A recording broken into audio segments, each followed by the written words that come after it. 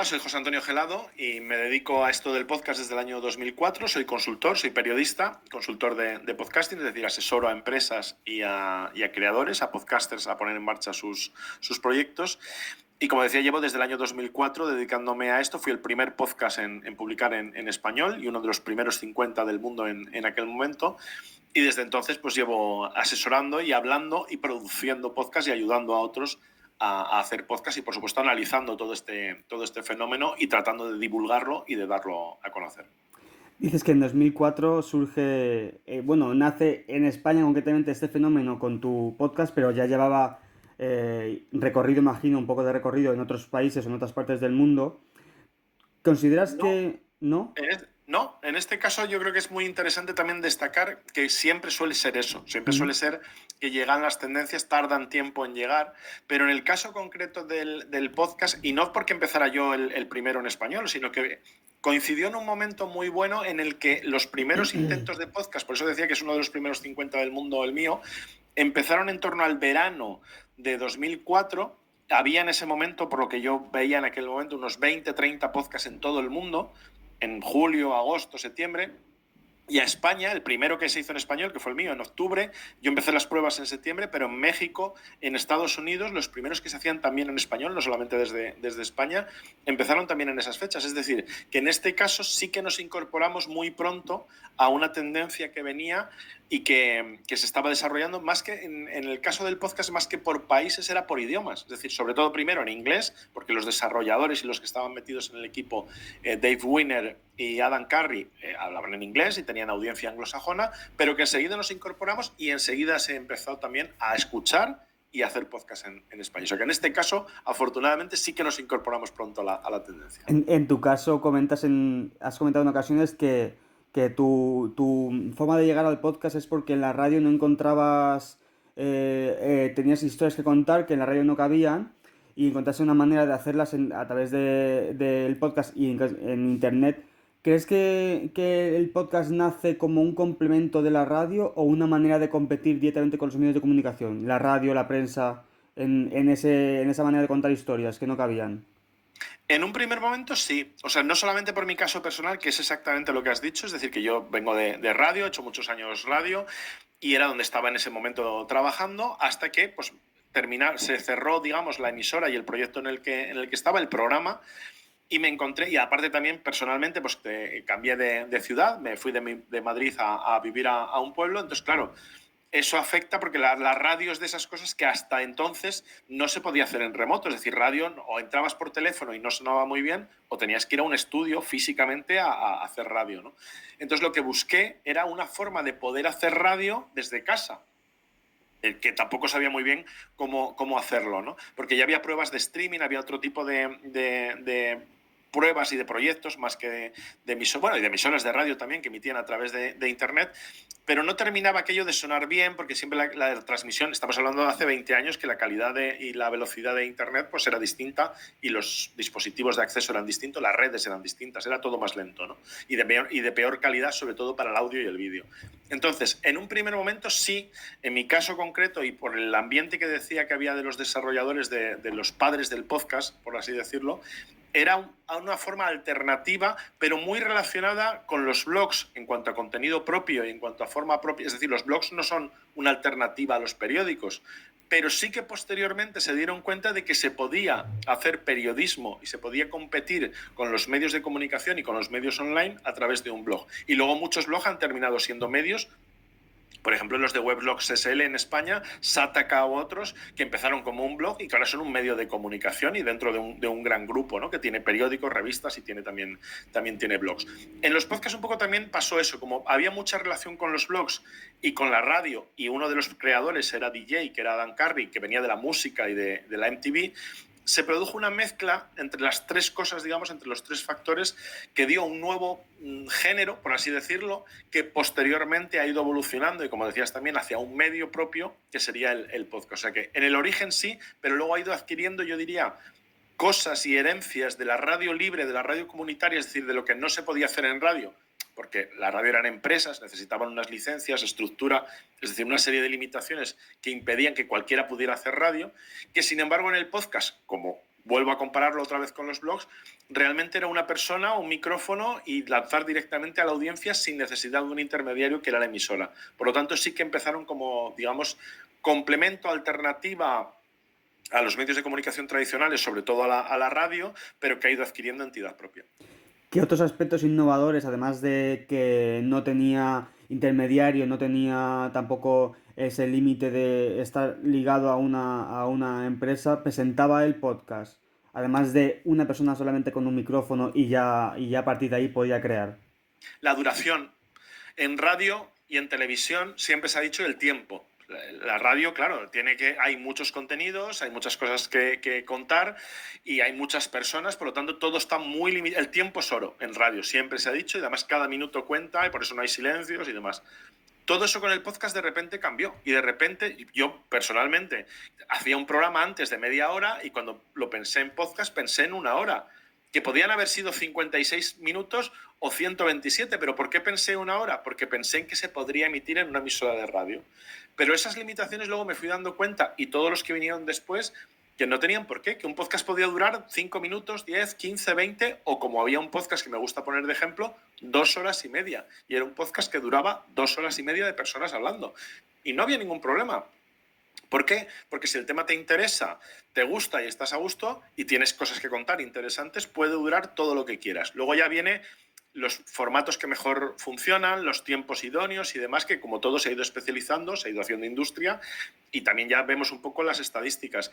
Pero en principio eso yo creo que es la característica principal también del podcast, que no está limitado ni a la duración, a cuánto debe durar un contenido, ni por supuesto la hora ni de escucha ni de producción, porque no es en directo. Es decir, el podcast por defecto, aunque ahora estamos muy acostumbrados ya al streaming, a la emisión en directo, como decía, las características de la red en aquel momento no permitían a buena calidad el hacerlo en directo.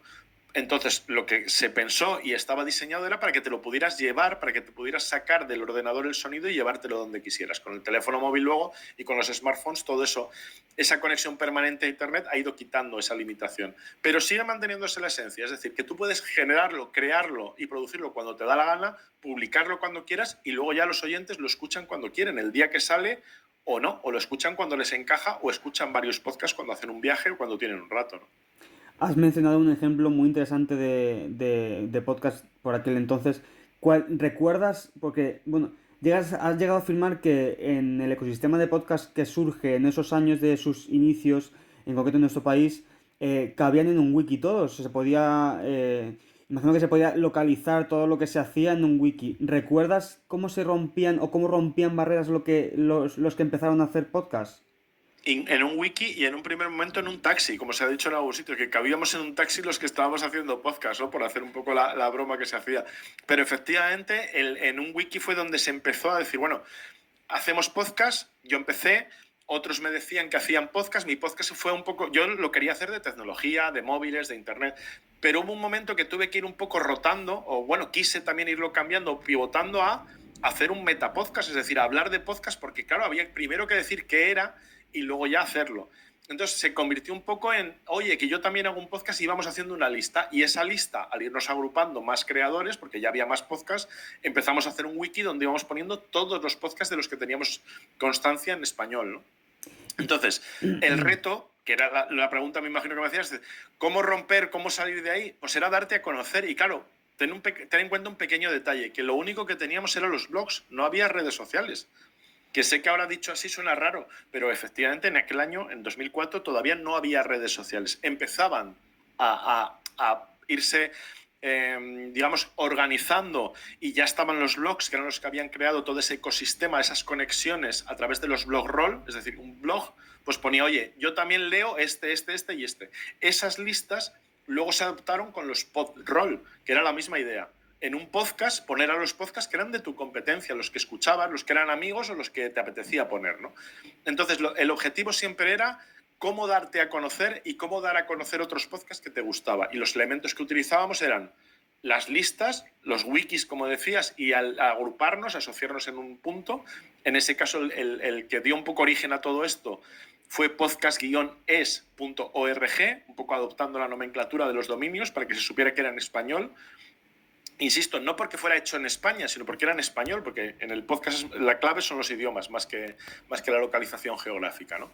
Y, por otra parte, las promos, es decir, incluir fragmentos o trailers de otros podcasts en tu propio podcast para que así se dieran a conocer. Por lo tanto, todo funcionaba. El objetivo principal era el descubrimiento, ayudar a otros a descubrir podcasts. Y luego ya, por supuesto, cuando llegaron las redes sociales y sobre todo cuando llegó Twitter y cuando llegó YouTube, que además fueron bastante consecutivos en fechas, nos permitieron esa facilidad para poder conectar con otros podcasts y dar a conocer lo que estábamos haciendo.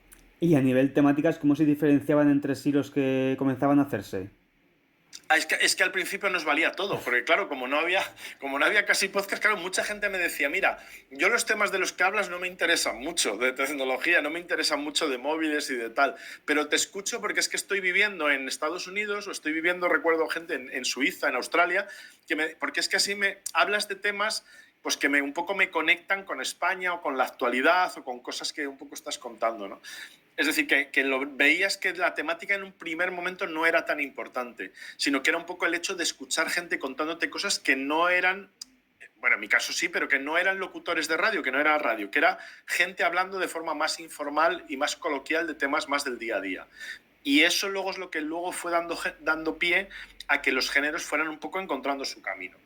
El género que enseguida se dio cuenta de que era perfecto para el podcast era el conversacional. Es decir, que de hecho durante mucho tiempo se tenía un poco la broma de que un podcast que eran pues dos personas hablando de sus cosas, ¿no?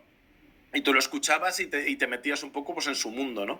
Esas dos personas hablando de cosas han evolucionado a todo lo que conocemos ahora y es el género pues, más adoptado, más popular, pues, entre influencers, entre, bueno, pues ese tipo de formatos.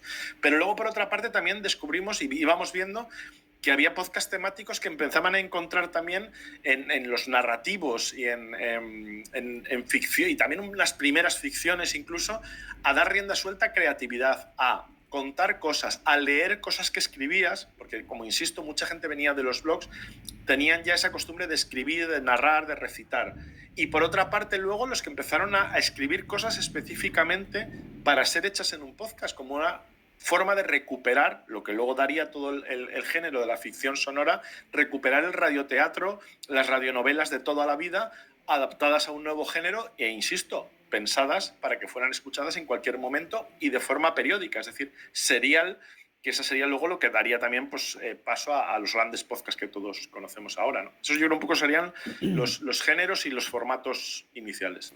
¿Y cómo ha sido a lo largo de todos estos años, de estas 2 décadas, cómo ha sido la evolución? Porque no sé si compartes este punto de vista y es que el podcast sí que ha estado en crecimiento y ha tenido su comunidad a lo largo del tiempo, pero no ha sido como hasta hace algunos años cuando ha habido un boom y los medios han empezado a hablar de, oye, que aquí hay una gran audiencia y hay que utilizarla y hay que darse cuenta de que algo se está haciendo bien aquí, que hay que atenderlo y hay que empezar a hacer también nosotros nuestros... ¿Qué ocurrió para que el boom fuese demasiado tarde? O sea, no tarde, sino fuese tan tarde desde que comenzó a hacerse podcast. Pues yo creo que un poco lo que pasa con las buenas tendencias que no son fruto, como se dice también por otro lado, de burbujas o de momentos de explosión, mucho éxito y luego caen, ¿no? Como podría ser otras cosas. En el podcast ha sido lento, ha sido un desarrollo muy lento y siempre teníamos un poco también la broma de este año sí, 2004, 2005, yo era el primero que lo decía, ¿eh? Este año lo vamos a petar, este año todo el mundo va a escuchar podcast.